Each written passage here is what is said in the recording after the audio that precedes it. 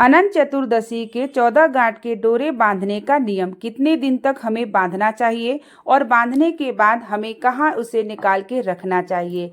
14 गांठ के डोरे से जुड़ी जानकारी अनंत चतुर्दशी की आप सभी को इस वीडियो में प्राप्त होगी। तो वीडियो के अंत तक बने रहिएगा। वीडियो को लाइक और कमेंट में हर हर महादेव का नारा जरूर लगाइएगा। श्री शिवाय नमस्तुभ्यम। दोस्तों, मेरे चैनल ओम रूही ब्लॉग में मैं रूही मिश्रा अपने चैनल में आप सभी का स्वागत करती हूँ। अनंत चतुर्दशी को 14 गांठ के जो डोरे होते हैं, धागे होते हैं, उसे हमें चढ़ाना होता है और चढ़ाने के बाद जो भी पूजन करता है उसे धारण करना होता है। लेकिन अनंत चतुर्दशी का जब हम डोरा बांधते हैं तो उसके कुछ नियम का पालन भी होता है। अगर पुरुष कर रहे हो या स्त्रियां कर रही हूँ, अगर आप बांधते हैं तो आपको नियम का पालन ये होता है कि ब्रह्मचर्य का पालन करना होता है, सात्विक भोजन करना होता है। ये दो नियम का पालन विशेष रूप से किया जाता है। तो अनंत चतुर्दशी का हम डोरे कितने दिन तक बांधें? तो आप 14 दिन का भी बांध सकते हैं, आप 14 घंटे का भी बांध सकते हैं, आप 1 वर्ष का भी बांध सकते हैं। बहुत सारे लोग अनंत चतुर्दशी अगले साल जब आती है पूजन करते हैं तब उसे हटाते हैं।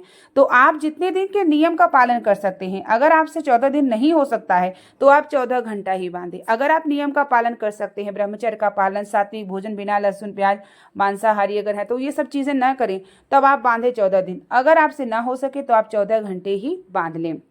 उसके बाद इसे स्त्रियां और पुरुष जो भी पूजन कर रहे हैं सब बांध सकते हैं। अगर घर में आपके बच्चे पालन कर सकते हैं, जो भी वो भी नियम का पालन कर सकते हैं, तो आप उनके लिए भी कलावा, परिवार के सदस्यों के लिए भी आप 14 गांठ का कलावा नारायण के पास रख के आप बांध सकते हैं। तो नियम का पालन आप सभी जान लिए। कितने दिन हमें कलावा बांधना चाहिए? तो आप जो है 14 दिन, 14 घंटा या 1 वर्ष तक भी आप बांध सकते हैं, आपकी मर्जी के ऊपर है। लेकिन उस चीज़ को बांधने से पहले हमें नियम का पालन रखना चाहिए। अगर ना हो सके तो आप जितने 14 घंटा या 14 दिन ही बांधें तो श्रेष्ठ होगा। और जब हम कलावा जो हम 14 गांठ का बांधते हैं उसके जब हम उसे निकालेंगे तो कहाँ रखेंगे, ये भी विशेष जानकारी है। तो उस कलावे को जब आप निकालेंगे तो आप पवित्र नदी या कहीं बावली या पीपल के वृक्ष के नीचे, आंवले के वृक्ष के नीचे या तुलसी के वृक्ष के नीचे मिट्टी में गाड़ दीजिएगा, कहीं पैरों से ना लगे, इस बात का विशेष आप ध्यान रखिएगा। तो कलावा जब भी आप निकालें, और मान लीजिए अगर आपने 14 दिन तक कलावा बांधा और उसके बीच में आपको मासिक धर्म आ जाता है तो आप बांधे रहिए, क्योंकि आपने पूजन किया है तो आप बांधे रहिए 14 दिन तक। उसके बाद आप जो है उसे निकाल करके, जब 14 दिन पूरा होगा, डेट को आप देख लीजिएगा और आप उसे निकाल के गाड़ दीजिएगा। अगर मान लीजिए 14 दिन भी आपका मासिक धर्म है तो आप निकाल के उसे आप रख दीजिएगा कहीं। उसके बाद जब आप पवित्र हो जाएंगी तब आप उसे गाड़ दीजिएगा, लेकिन 14 दिन बाद इसे निकाल दीजिएगा, क्योंकि 14 दिन का ही इसमें महत्व है।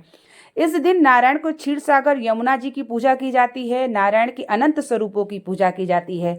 अगर आप यमुना पवित्र नदी के किनारे हैं तो यमुना जी का दर्शन और पूजन, पवित्र नदियों में स्नान करने का भी विशेष महत्व जो कलावा में बांधेंगे तो आप इस बात का ध्यान रखिएगा। अगर आप 14 दिन का बांध रहे हैं तो ब्रह्मचर्य का पालन विशेष रूप से रखिएगा, जिससे नारायण की आपके ऊपर विशेष कृपा हो और आपके अनंत स्वरूप में आपकी रक्षा करे और आपकी विशेष कामना जो है वो भी पूर्ण करे।